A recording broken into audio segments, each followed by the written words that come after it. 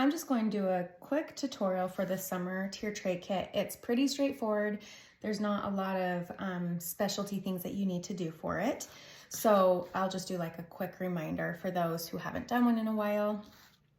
First, lay out your box or get something to protect your surface that you can dab your paint onto.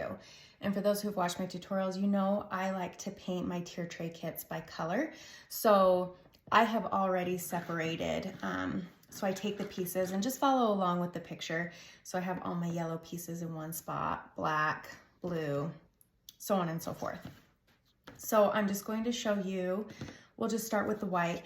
I generally like to go, start with my lighter colors. That way, if I have a piece that has multiple colors, if I get some, for instance, this piece, the whole circle is going to be white, but I want the cutout for the watermelon seeds. Where's my pink pile? Oh, right there. So for instance, I want my watermelon seeds to show through. So this part, I'm actually going to go in and paint black. So if I get white in there, it's easier to cover, and then I will just be extra careful with the darker color. So let's start with white. Obviously your paint will just be in your little jars. So you dab your wedge into the paint, dab the excess off, and then especially when there's these shiplap lines, I don't dab right onto the line. I like to dab away from the line and then just to get the excess paint off, and then very lightly go over that shiplap line. So as I start, I go in between the lines. And then let's say you did accidentally get some paint into that shiplap. You are going to oh, there it is. I was gonna say, I know I brought the toothpick over. You're gonna get your toothpick, and while the paint is still wet, you're just gonna drag it along that line and it will clear it right out. So dab, dab, and then start in between the lines and then just lightly dab. And just a reminder, you're going to want to just plan on doing at least 2 coats of every color, sometimes 3, almost always only 2 though, unless I'm doing like a metallic color. And that's going to give you the most even finish. So I'm not going to paint inside, like waste my time painting inside that watermelon piece, but I'm also, since it's the white color, I'm not going to worry about getting it perfectly along the line. I will worry about that when I go back through with the black, but I'm not going to waste any time because it will be easily covered with that black color. And this is pretty much the whole kit. It's pretty straightforward. Just dab with the wedges. So when it's time for me to do the black, basically what I would do is I'll just dip my wedge in, and then I will just carefully, and just remember, you can use this as a guide. Once you put this on there, you don't need to go right to the edge. The bottom, you'll want to go pretty close to that edge, but the top you can stay farther away so you don't have to worry about any mess ups. You just want the back to be black for the seeds to show through. So I'm going to go through and I'm going to finish painting all the pieces, and then I will come back and push play when it's time for, I'm just going to do like use my toothpick and some different colors to do some extra detailing. So I'll show you that, and then we'll put it all together, and we'll go from there. Okay, I have all of my pieces painted, but I wanted to show you. So with this background of the pineapple, you are going to want to only paint half of it yellow and half green. And you can just put you can either just eyeball it like I did, or you can put this top part on, what am I trying to say? The outline cut out so that you know exactly where to paint the 2 different colors. And then I painted that part of the watermelon black so that the seeds look black. And then this one, I forgot to mention the first video. I went ahead and painted that part black because when I put my sunglasses on and then I put my lettering in, I didn't want it to show white because the O and the D are obviously going to have cutouts, and I wanted that to be black in the background. So I only painted that much black. I think those were really the only specialty. Oh yes, for my popsicles, I left the stick, the natural color, just so that it looks how I feel like it should look. Okay, now for your banner. I painted the top part of my bathing suit yellow for the boys' bathing suit because I wanted it to kind of match with the flip-flops, but you can do whatever color you want. And then you can leave it as is, or if you wanted to add like some fun design elements, you can take your toothpick, you can add stripes to the swimsuit, or if you have some paint markers, that would be great for stripes. You can add some polka dots, and you can do it with any color. You can try to coordinate them. You can do polka dots on the flip-flops. That's just an idea to add just some fun elements. I'm trying to think if there was anything else specialty. I don't think there is with the set. So I'm going to put it all together. I'm going to push pause, put it all together, and then I will restart when it's time to put the tag together. If you guys have any specific questions, I'm assuming everybody has already put kits together, so you know how the adhesive works. Please let me know, and I'm happy to do a video on that. Okay, I'm gonna quickly go through the pieces so I can show you, just in case you had any questions. So I can show you up close, I should say. So we have our Hello Sunshine piece, so you can see what's added there. The Sweet Summertime Watermelon, the Flamingo Pool Floaty, the Pineapple, the Good Times and Tan Lines, and then for our banner, I haven't put string through it yet, but on the water pieces, you can see that I added, I don't know if you can see on camera because it's pretty subtle, but I just added a little bit of white to the wave crest just to give it a little bit of dimension. And then I went ahead and added stripes, polka dots to the back of my flip-flops, and polka dots to the bathing suit. So those are the pieces. If you have any specific questions, do not hesitate to reach out. Now let's do our tassel.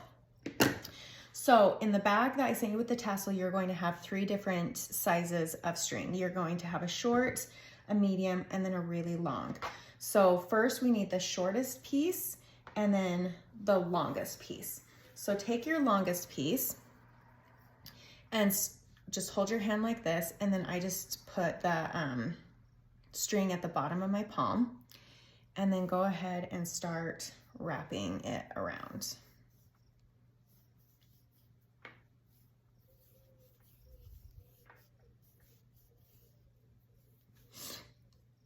Sorry, my allergies are in full force today, so I probably sound pretty stuffy. Okay, then let's take our smallest piece. So what you're gonna end up with is a loop with 2 open-ended strings. So I'm going to pinch it about 2/3 of the way up, take the shortest string and leave out, because you need something to tie, about this much of that string, and then just start going around your tassel a few times. It doesn't really matter how many. And then tie it really tight into a knot. If I can get the string to go through. It doesn't want to cooperate today.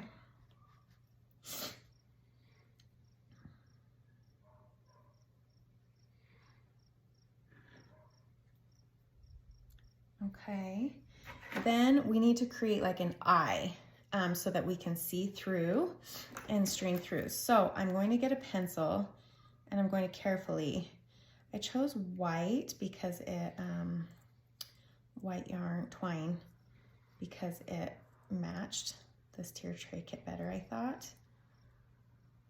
but it's not as like stiff. So it's a little bit more difficult to string it through. And then I kind of tug at the bottoms just to make this a little bit more even. Oh. And so, but you want to be really careful because you don't want to pull these pieces all the way out if you missed stringing through. Okay, let me pause because I forgot my scissors. Okay, got my scissors. So once you've pulled these so that they're somewhat even, you're just going to pull your pencil out. And you've created that eye, which is exactly what you need in order to string your tassel through. Now, in order to create the bottom of your tassel, you're just gonna go through and snip these. And I need new scissors. I think I say that every single month and then never get them. Okay, so I'm going to go ahead and trim the piece where I tied around my tassel, but I'm not gonna trim it all the way to the knot because you don't want it to unravel. You still wanna leave some. And then I'm just going to even out the bottom a little bit more than it is.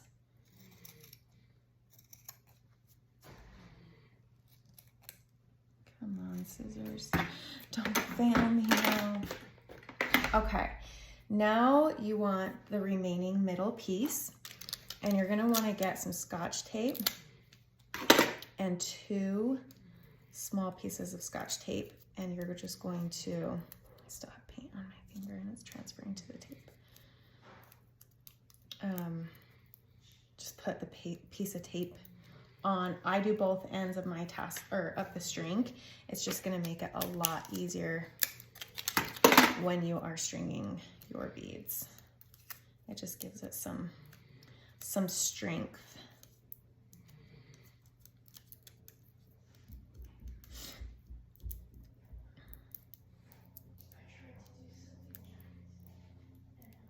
Okay. Now, hopefully you still have that eye that you can see through. If not, put your pencil through again. And I'm going to string this tape through. Use your tweezers if you need help pulling it through. And then I'm going to tie a knot around this tassel. Make sure that it gets to the top of it. Tie a knot, and I leave a little bit of extra here. Okay, now it's time to string our beads. So take the opposite end and push a bead through. Now what I'm going to do is with this extra piece, I'm going to string it up through the first few beads instead of just cutting it off.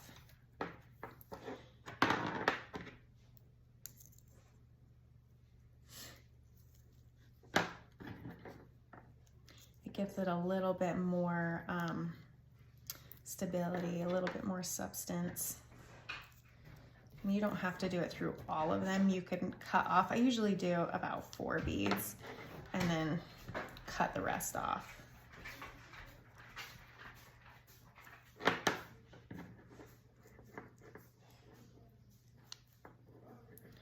So what I will do now is I'm going to take this and be really careful not to cut this string. I'm going to push the beads down so that I can cut as close to them as possible so that they don't peek up through. Oh my goodness. I really need new scissors. Oh my gosh. I'm being clumsy today. I know I'm going to have to go back and cut that string because it popped out when I dropped my beads, but that's okay. You have to be adaptable when you are a mess like I am. Okay, now that I've got all my beads strung, I'm going to remove everything that I made a mess with. So what I'm going to do is I'm going to lay this down because it makes it so much easier. And I'm going to take my tag. Now I'm going to keep pushing my beads to the bottom of the tassel because I want it to be somewhat tight. And then I'm going to string up through the back of my tag. Again, I'm going to push my beads to the back, because if you have a big gap between your beads, once you tie around the tag, there's going to be huge gaps in between your beads, unless that's a look you want. But I like mine to be tighter. So while I push the tag into the beads so that they push down, I'm going to take this part, I'm going to loop it around the back, and it's coming up just over that string, and then around and under this part of the tag, and I'm still holding it tight as I pull this part tight. And then I'm going to do that twice to create a knot. So loop around the back and then through that hole it creates. And that is where you have your tag, your beaded tag. And then what I'm going to do is I'm going to take this piece and I'm going to string it up. Same thing I did with the other side. I'm just going to string it up through, and this, I need my tweezers for this. The first few beads, same reason, just to create a little bit more substance with these beads, especially because the white twine is so thin.